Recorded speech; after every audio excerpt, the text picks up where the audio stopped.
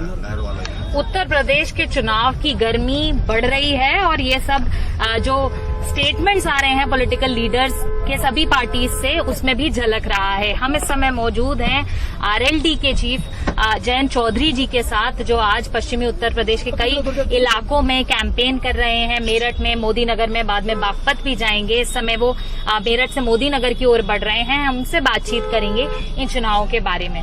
Sir, मेरा पहला सवाल आपसे ये है कि कोरोना महामारी की वजह से कैंपेन में बहुत सारे फर्क आए हैं। धीरे धीरे जरूर रिस्ट्रिक्शंस को लीनियंट किया जा रहा है इलेक्शन कमीशन की तरफ से, पर आज जिस तरह से आप कैंपेन कर रहे हैं, जनता की जिस तरह से उनका सपोर्ट देख रहे हैं, ऐसे में पहले से अब किस तरह की तुलना में आप देखते हैं कैंपेन में कितना फर्क आया है? कोरोना महामारी है, उस तरह का प्रचार हम कर नहीं पाए, लेकिन हमने लगातार 5 साल काम किया है। तो अब आखिरी 1 सप्ताह में हम लोग क्या करेंगे, या सामने वाला क्या कर लेगा? जनता जानती है उन इश्यूज को। उन्होंने ट्रैक किया, जिस तरह हमने पंचायतें करी, किसानों के मूवमेंट में जो हमारी भागीदारी थी, और एक भावना बन रही है। लोग चाहते हैं, नई उम्मीद के साथ लोग मतदान हमारे पक्ष में कर रहे हैं, गठबंधन के पक्ष में करना चाहते हैं। वो यूपी में विकास चाहते हैं, वो परिवर्तन लाना चाहते हैं। जो जमीनी मुद्दे हैं जिनकी हम बात कर रहे हैं, उन बातों को पसंद कर रहे हैं। और इसलिए मैं आश्वस्त हूं कि सहारनपुर से लेकर आगरा तक ये जो पहले 2 चरण के जो चुनाव होंगे, इसमें अप्रत्याशित नतीजे आएंगे हमारे पास। जितनी उम्मीद कोई कर नहीं रहा, शायद उससे ज्यादा अच्छा परफॉर्मेंस हमारा हो सकता है। सर, प्रधानमंत्री जी ने आज अपना बिजनौर का दौरा जो है वो कैंसिल किया। ये कहा जा रहा है कि मौसम खराब था वहां पर। आपने ट्विटर पर लिखा कि बिजनौर में तो धूप खिली हुई है, बीजेपी का मौसम खराब है। बताना चाहेंगे कि ये वाकया आपने क्यों कहा? गांव-गांव में विरोध हो रहा है बीजेपी के नेताओं का। लोग सवाल पूछ रहे हैं, लाजमी है, पूछना भी चाहिए, पूरा हिसाब भी लेना चाहिए 5 साल का। योगी जी ने जो वादे किए, मतलब जो बीजेपी ने वादे किए थे पिछले विधानसभा चुनाव पे, वो पूरे नहीं हुए। मोदी जी ने बिजनौर आए थे, वो 2017 में वादा किया था कि चौधरी चरण सिंह जी के नाम से योजना बनाएंगे, नहीं बना। 70 लाख नौकरी मिलेंगी, ये योगी जी का वादा था। शपथ लेते ही उनका बयान है।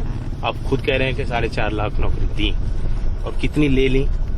कितने छोटे काम, व्यापार, कारखाने बंद हुए, कितने लोग बेरोजगार आए, क्योंकि हर साल 20 लाख नौजवान लेबर फोर्स में ऐड हो रहे हैं यूपी में। तो फैक्ट ये है कि इन इश्यूज पे जब बीजेपी घिर रही है और वो जवाब नहीं देना चाह रही, तो जिन्ना की बात करके, औरंगजेब को गाली देकर, पाकिस्तान पे गोले डालने वाली बात, इस तरह की एक आक्रामक बातें और ध्रुवीकरण पैदा करके चुनाव जीतना चाहती है। और इस सब से मोदी जी भी बचना चाहते हैं शायद, इसलिए वो आ नहीं रहे।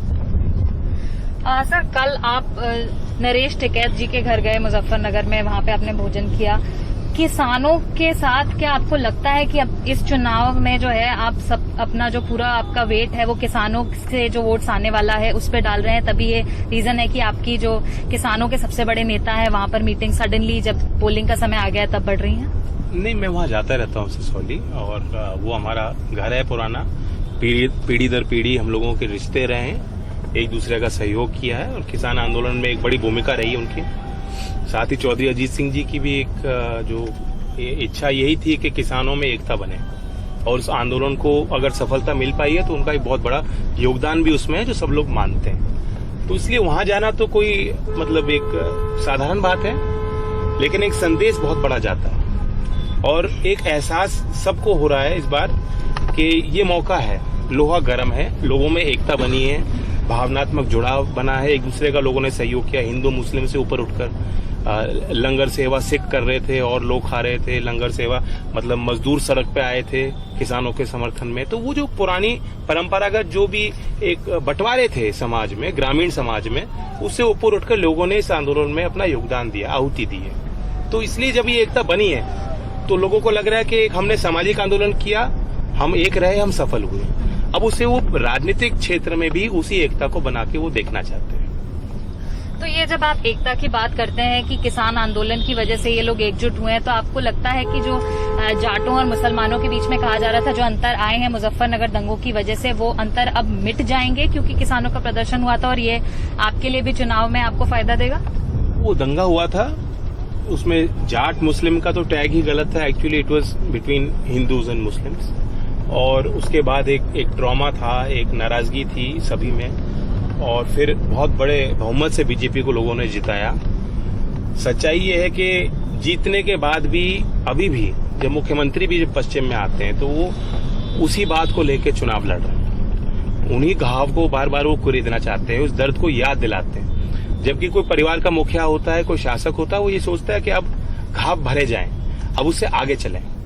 5 साल बाद भी वही जो है एक टूटे हुए रिकॉर्ड प्लेयर की तरह वही उनकी सुई अटकी हुई है। इसलिए ये बात पसंद नहीं आ रही लोगों को। मुझे कॉन्फिडेंस है, जो हमने कार्यक्रम चलाए, हमने भाईचारा जिंदाबाद का कार्यक्रम किया। मुझे नहीं लगता किसी राजनीतिक पार्टी ने भाईचारे को इशू बना के वो कभी जनता के बीच गई है।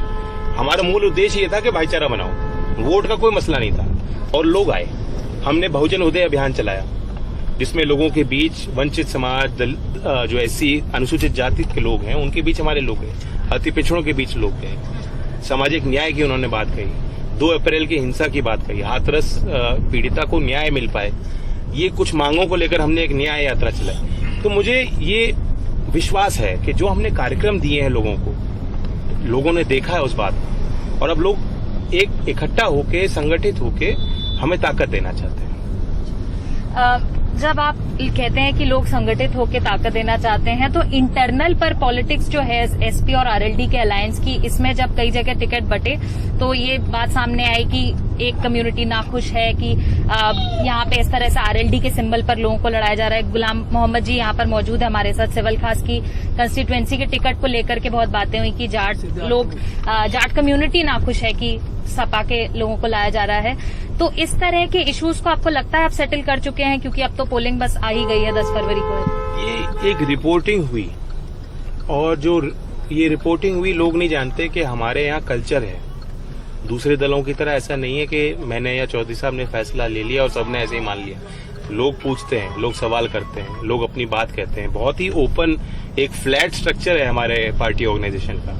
लोग सीधा दिल्ली पहुंचते आए हैं। जो हमारे घर के और ऑफिस के जो है दरवाजे हमेशा खुले होते हैं। तो 24 घंटे तक लोगों ने मुझसे पूछा, लेकिन फिर वो 25वां घंटा शुरू नहीं हुआ, अगले दिन लोग मान गए। और सब लोग आज काम कर रहे हैं, कैंपेन कर रहे हैं। और जहां तक गठबंधन की बात है, कल मैं परसों माठ क्षेत्र में थे हम अखिलेश जी के साथ। माठ में भी एक रिपोर्ट हो रहा था कि कहीं ना कहीं कुछ विवाद हो रहा है, क्योंकि हम बड़े कम मार्जिन से जीते थे, लेकिन जो हमारे उम्मीदवार थे वो हमारे साथ बस पे थे। और कल वहां से एक नारा दिया उन्होंने कि जयंत यादव जिंदाबाद और अखिलेश चौधरी जिंदाबाद।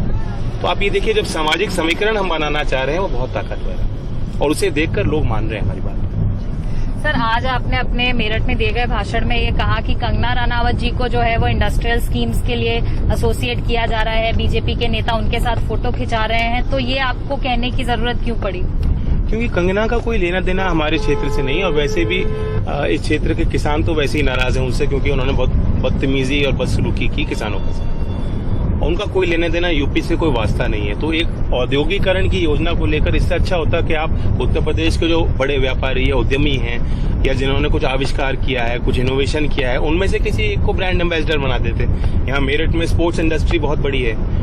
देश में जितने क्रिकेट के बल्ले बनते हैं 70% मेरठ में बनते हैं। स्पोर्टिंग अपैरल बनता है यहाँ, म्यूजिक इंस्ट्रूमेंट्स एक्सपोर्ट होते हैं। उनमें से किसी को आप आइकन बना लेते हैं तो बेटर है, व्यवहारिक होती बात। सर, मेरा आखिरी सवाल आपसे है कि इन चुनावों को क्या आप अपने भविष्य के तौर पर किस तरह से देखते हैं? कहा जा रहा है कि ये आरएलडी के रिवाइवल का चुनाव है, या तो बात बनेगी या बात बिगड़ेगी। तो ऐसे में अगर मान लें चुनाव के नतीजे आपके फेवर में ना जाए तो फिर आपकी प्रतिक्रिया क्या होगी? मैं चुनाव हार चुका हूँ, मुझ पर कोई उसका फर्क नहीं पड़ा। हमारे पास खोने को कुछ नहीं है, पूरी ताकत से हम लग रहे हैं, और उत्तर प्रदेश में उन्नति लाने के लिए, नए विचारों को आगे बढ़ाने के लिए हम कर रहे हैं। और हमारी पार्टी में भी एक नयापन है, यूथ सामने आ रहा है, नए अंदाज से, नई शैली से हम लोगों से संवाद कर रहे हैं। मुझे उम्मीद है कि निश्चित तौर पे हमें एक मौका मिलेगा, जनता सपोर्ट करेगी, और नहीं भी करेगी तो हमें यही जनता के बीच रहना है, हम बदलने वाले नहीं हैं। धन्यवाद सर हमसे बातचीत करने के लिए। तो ये आरएलडी के चीफ जयंत चौधरी यहाँ ये कहते हुए कि वो कॉन्फिडेंट हैं कि वो इस बार जीतेंगे, पर नतीजे उनके फेवर में नहीं भी जाते हैं। तो जिस तरह से उत्तर प्रदेश के लोगों की सेवा में वो अब तक लगे रहे हैं, युवाओं के लिए जो अब तक काम किया है पार्टी ने, वो निरंतर चलता रहेगा। मेरठ से कैमरा पर्सन पूजा आर्या के साथ सुकीर्ति द्विवेदी, एनडीटीवी इंडिया के लिए।